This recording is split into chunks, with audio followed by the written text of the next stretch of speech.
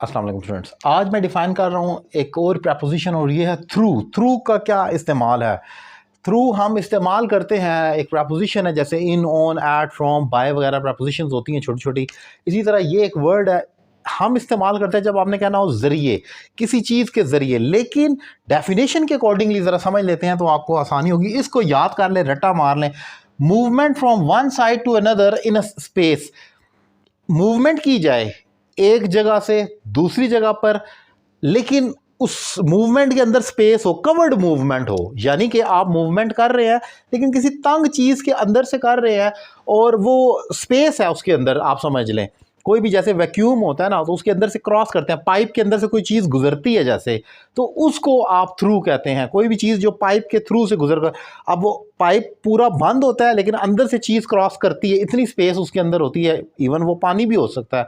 सो आप वहाँ पर थ्रू का वर्ड यूज़ करते हैं। For example, the car drove, गाड़ी चली या ड्राइव की गई whatever, through the tunnel, tunnel के ज़रिए, मतलब टनल के अंदर से, थ्रू द टनल। अब टनल क्या चीज़ होती है?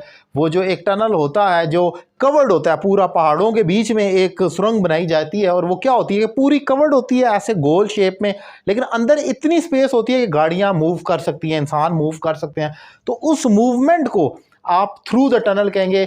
I drove through the tunnel, मैंने टनल के थ्रू ड्राइव किया, यानी कि उसके ज़रिए अंदर से घुसकर क्रॉस किया। ऑब्वियसली वो ज़रिया बना है उस मूवमेंट, वहाँ से स्टार्ट कर कर यहाँ तक ख़त्म करने का, या वहाँ से यहाँ तक पहुँचने के लिए मैंने टनल का यूज़ किया। The cat jumped through the window.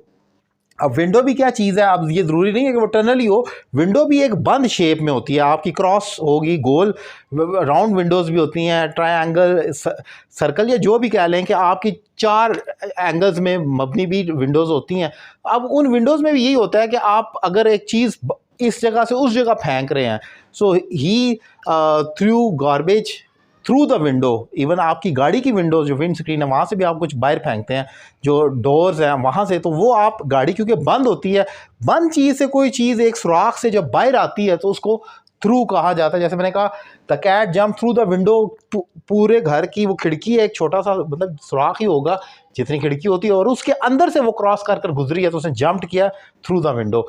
So this is the difference and this is the main crux of the story of using through, कि जब आपने मूवमेंट करनी है एक जगह से दूसरी जगह और उसको आप कह लेंगे कवर्ड मूवमेंट हो, किसी चीज़ के अंदर से, जैसे आप छलांग मार कर निकलते हैं या तंग चीज़ में से गुजरते हैं तो उसको थ्रू कहा जाएगा। सो ये एक इंपॉर्टेंट टॉपिक है जो मैंने ईजी करके डिफाइन किया, अपनी सोच के मुताबिक है, ऐसे शायद करने से आपको समझ आ जाएगी। मेरे पढ़ाने का तरीका कैसा लगा, अपनी राय का इजहार करें। और अगर आप मुझे ऑनलाइन इंग्लिश लैंग्वेज कोर्स करना चाह रहे हैं तो मेरा नंबर आपकी स्क्रीन पर मौजूद है, एक रीज़नेबल फ़ी पे करके मुझे ज्वाइन कर सकते हैं और अपनी इंग्लिश में ज़बरदस्त इंप्रूवमेंट ला सकते हैं। Thank you very much.